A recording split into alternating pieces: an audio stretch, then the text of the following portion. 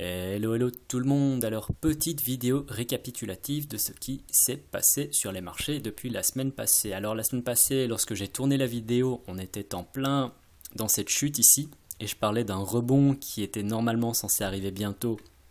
Alors, je pensais que éventuellement ceci ce serait le rebond, et ben je me suis trompé.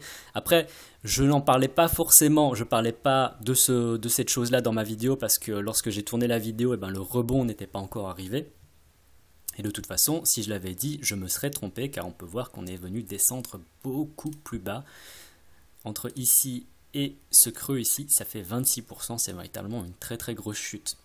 Alors au fur et à mesure de la chute, j'ai eu des commentaires négatifs qui sont venus s'ajouter sous la vidéo. Bon, je contrôle pas les marchés, donc à ce niveau-là, je ne peux rien y faire.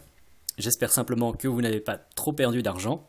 Voir que vous avez eu le courage d'acheter ici ce dip ici.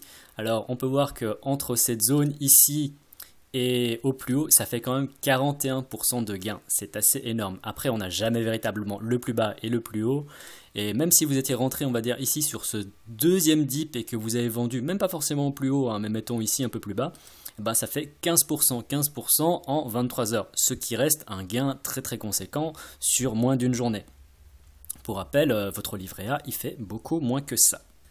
Donc je parlais la semaine passée d'un rebond, et ben actuellement on est véritablement en plein dessus. Si on regarde les volumes sur le daily, et ben on peut se rendre compte ici que l'air de rien ça fait quand même une grosse chandelle de volume. Donc beaucoup de volume, ça c'est très positif. Je pense qu'on n'a pas connu de volume aussi conséquent depuis très longtemps. Si on regarde déjà au cours de l'année, voilà c'est ça. Donc pour avoir autant de volume, on va chercher à novembre 2015. On a connu des gros volumes qui étaient identiques à ceux qu'on a connus aujourd'hui, lors des chutes notamment en septembre avec la Chine et avec différents dips ici.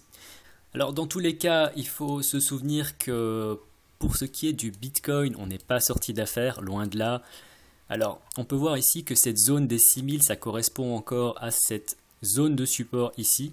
On était venu la taper là, et on vient la taper encore ici.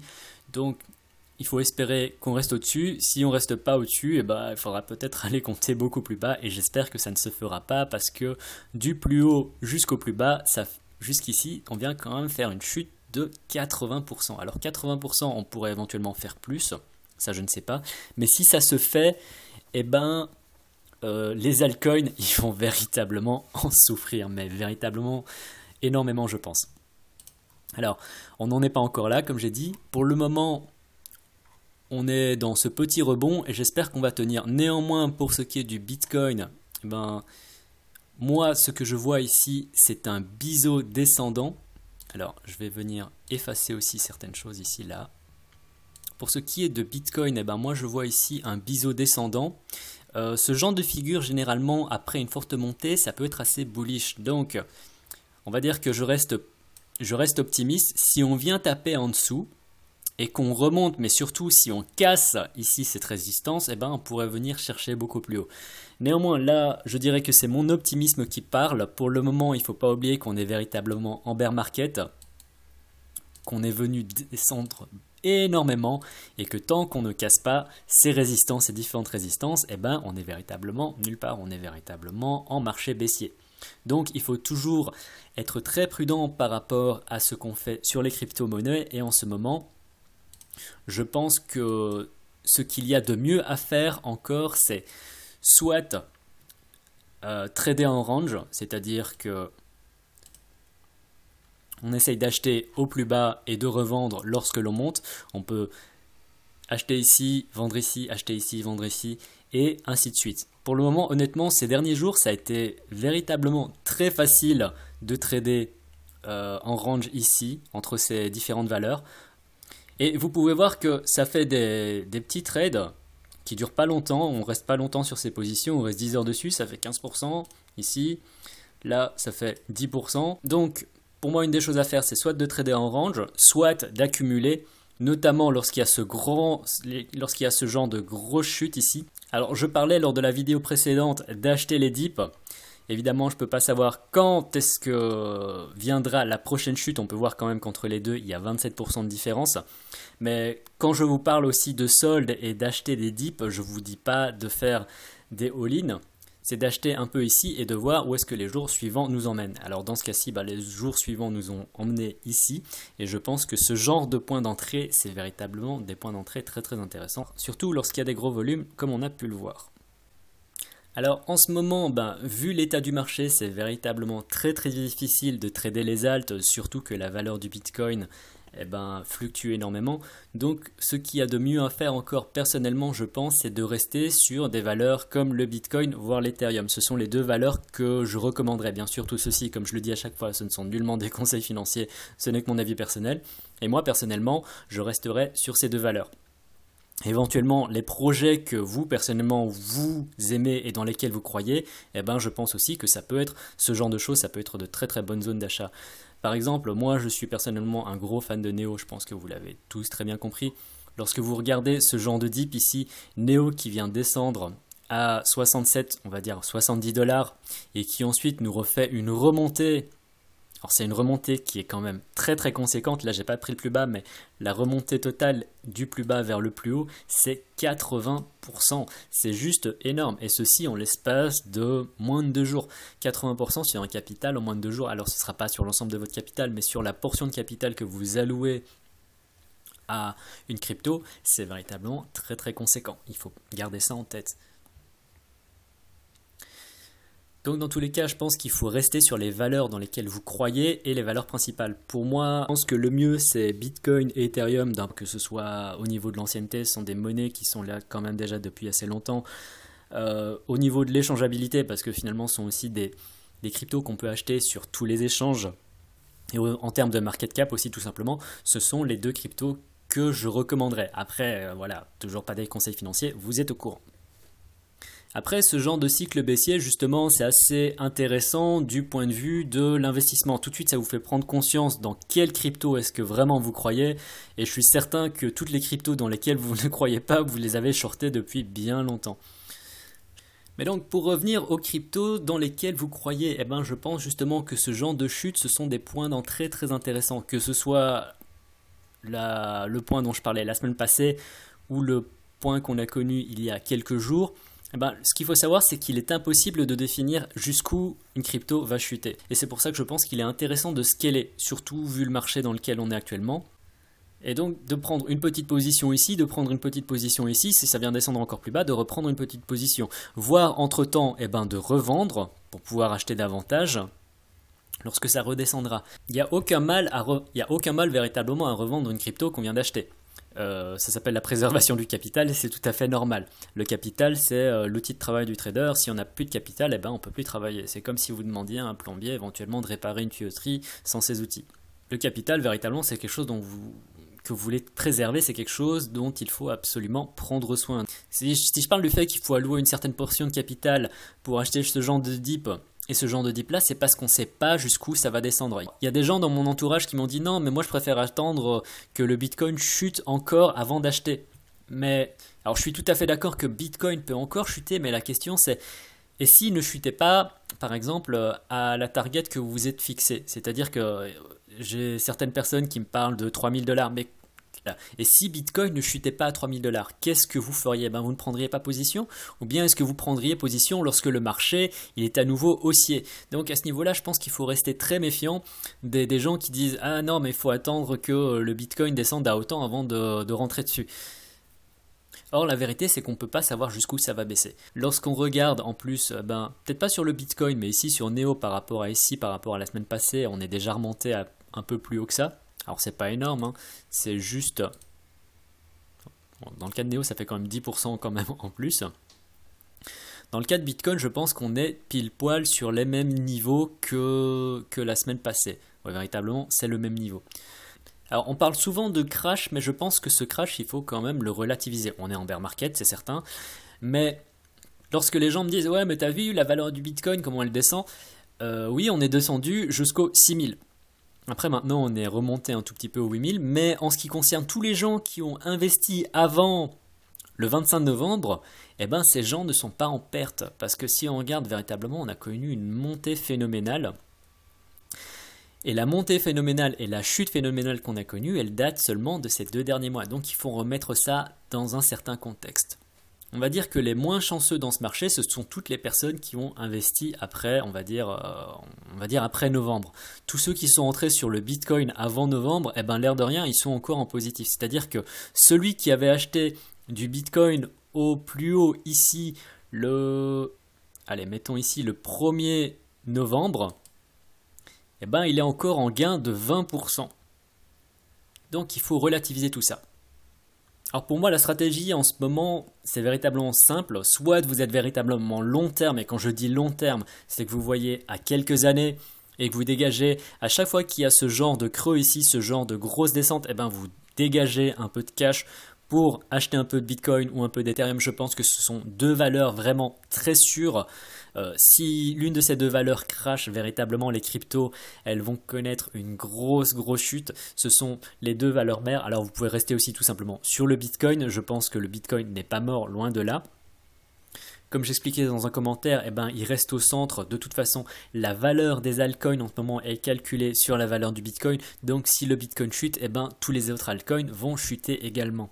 Donc voilà, une des stratégies, c'est simplement à chaque fois qu'il y a ce genre de creux, c'est d'acheter si vous êtes dans une vue long terme. Après, je trouve que sur les cryptos, c'est très difficile de définir long terme. Je connais très peu de personnes qui peuvent se targuer d'avoir acheté il y a par exemple, mettons 6 mois et qui n'ont pas du tout touché à leur crypto. Généralement, ils achètent du Bitcoin, ils se rendent compte que ça monte, ils découvrent les altcoins et ça va de gauche à droite. Ça se trade un peu dans tous les sens. Ça ouvre un compte sur Binance et puis ça commence à trader d'autres crypto-monnaies qui fluctuent et puis on achète, on revend.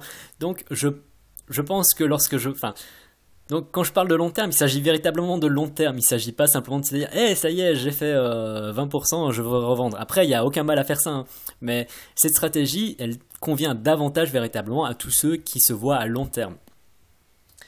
Alors, la deuxième stratégie, c'est celle dont je viens de parler, c'est d'acheter à chaque fois qu'il y a un creux pour revendre un peu plus haut lorsqu'on a quelques chandelles vertes et de se contenter d'un petit gain. Ça peut être un gain de 15% comme on l'a connu ici. Alors, je pense que voilà, ça peut être ce genre de gain là qui fait quand même 20%. Ça peut être des plus petits gains, il n'y a aucun souci à faire ça sur des plus petits gains qui sont à 5% aussi. Donc dans ce cas-là, il s'agit véritablement de trader presque en day trading. Donc ça c'est la deuxième solution. Et la troisième solution, c'est tout simplement de rester cash et de préserver son patrimoine.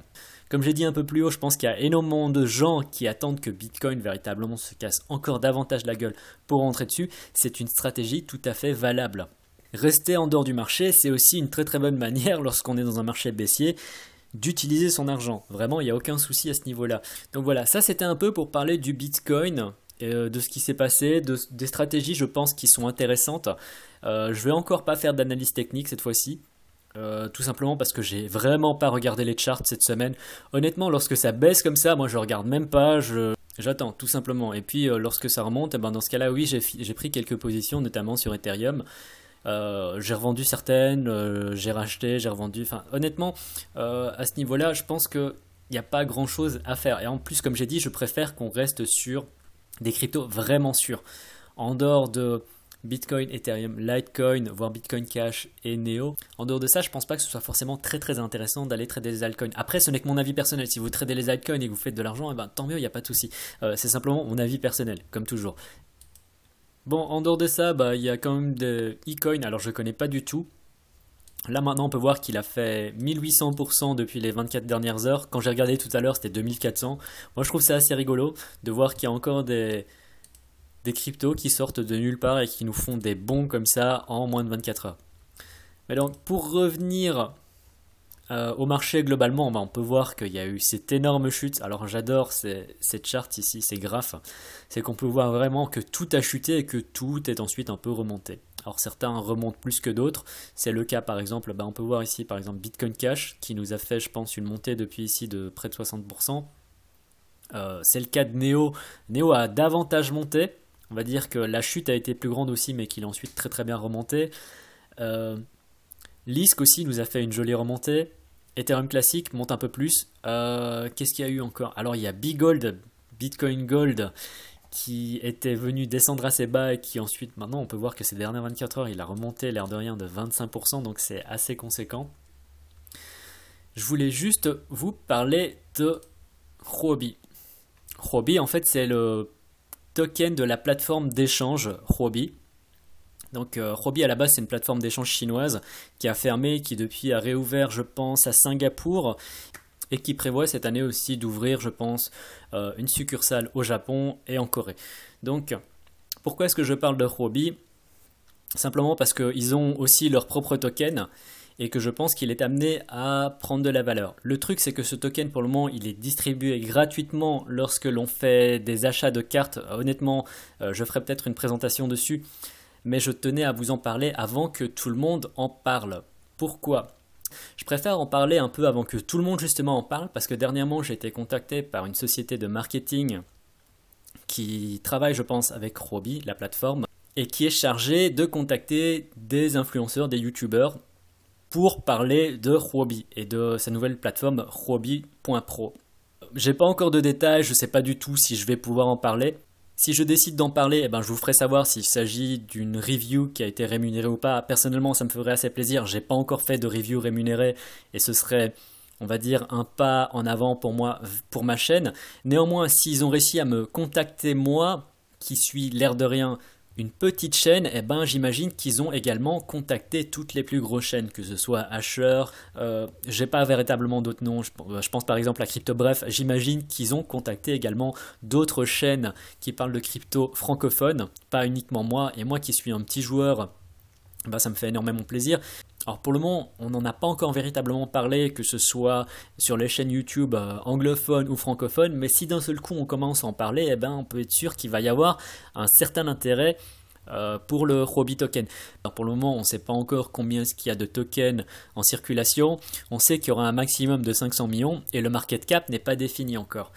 Et je pense que ce sera listé dans le top 100, si ce n'est pas dans le top 100, ce sera dans le top 200, mais de toute façon, ce sera amené à prendre de la valeur. Plus les échanges, ce sont toujours ceux qui font de l'argent, que le marché il soit en train de descendre ou qu'il soit en train de monter, ce sont les échanges qui se font de l'argent avec tous les frais.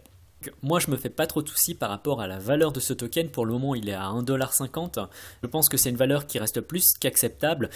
Donc voilà, moi je tenais à vous en parler avant que éventuellement tout le monde commence à en parler. Je ne sais pas à quel point le prix pourrait monter ou non. Néanmoins, pour le moment, j'ai déjà acheté des tokens et rien que le fait de holder ce genre de token, Huobi vous envoie des tokens gratuits. Alors dernièrement, j'ai reçu du Theta gratuit. J'en ai pas reçu énormément, j'en ai reçu 25. Et j'ai acheté pour une valeur d'un Ethereum de token. Donc pour un Ethereum, je sais pas en ce moment un Ethereum ça fait combien, ça fait un peu moins de 700 euros. J'ai déjà touché pour un peu plus de $2 de dividendes, donc c'est bon à prendre. J'ai reçu aussi et tout ça c'est sur une semaine. J'ai reçu ça, j'en ai reçu pas énormément. Je crois que du MSD j'en ai reçu 9, mais dans tous les cas ça reste positif quoi. Ils le disent pas forcément sur leur site web. Regardez un peu sur le site web huobi.pro. Ils n'expliquent pas forcément qu'ils vont distribuer les tokens gratuitement, mais apparemment les holders qui holdent les tokens sur le Huobi. Et moi j'ai pas fait ça du tout dans cette optique de dividendes. Néanmoins si on peut avoir des dividendes, tant mieux. Mais donc voilà, Huobi token, moi à la base j'avais investi parce que je voyais un potentiel d'un point de vue monétaire.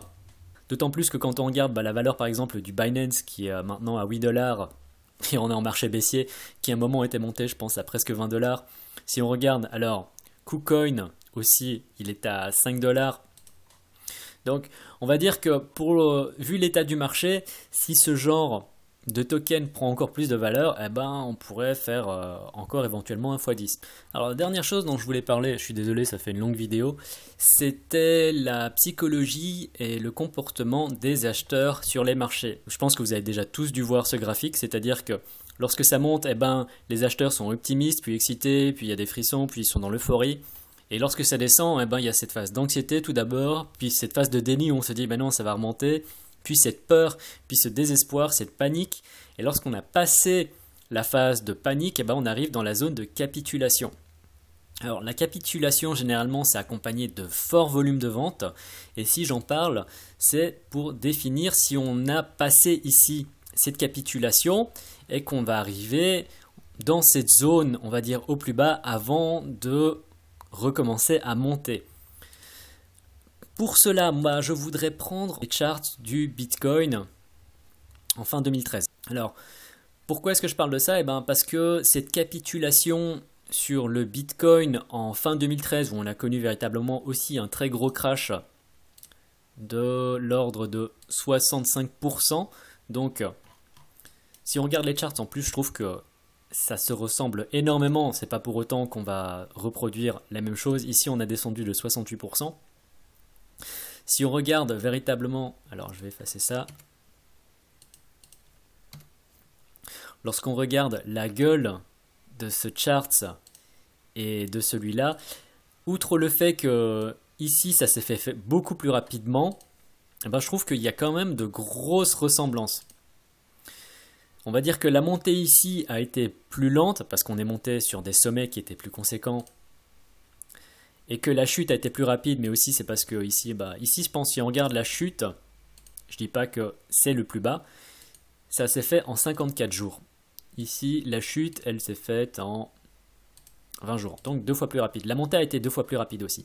Néanmoins, ici, on peut voir que la capitulation des acteurs du marché, elle s'est accompagnée d'une énorme barre de volume ici. Donc, cette barre, je pense que c'est la barre la plus...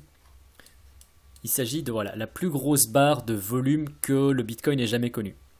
Donc, pour le moment, on va dire que par rapport à la barre de volume qu'on a connue ces derniers jours, par rapport à cette barre-là, on peut voir que c'est véritablement pas très conséquent. Donc, est-ce que c'était la barre de capitulation? Je ne suis pas sûr. Néanmoins, je trouvais ça assez intéressant pour être noté et je voulais vous en parler.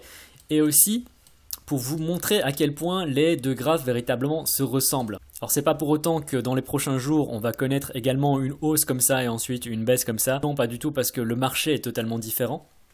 Néanmoins, je pense que c'est assez intéressant de garder ce genre de choses à l'esprit. Alors je pense que dans tous les cas, il faut qu'on se souvienne qu'on n'est pas sorti de ce marché baissier, qu'on est encore dans cette downtrend ici et que pour le moment on n'a cassé aucun support. Alors comme j'ai dit, moi je vois ici un biseau descendant.